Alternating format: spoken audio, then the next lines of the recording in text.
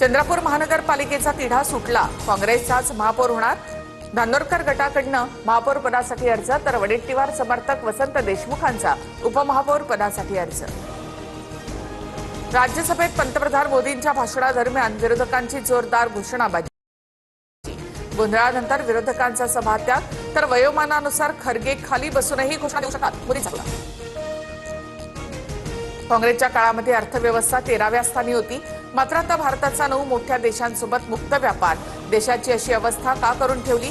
घोषणाबाजी करून थकलेल्यांना कधी ना कधी याचं उत्तर द्यावं लागेल, पंतप्रधान मोदींचा काँग्रेस नेत्यांना टोला।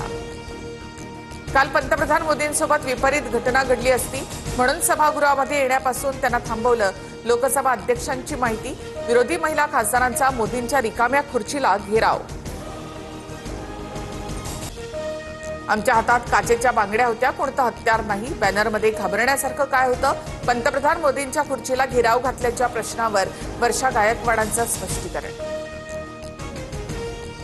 बार्कच्या रेटिंगमध्ये TV9 मराठी अव्वल स्थानी, महाराष्ट्राच्या प्रेक्षकांची फक्त TV9 मराठीलाच पसंती। बातम्यांच्या जगात TV9 मराठीच नंबर 1।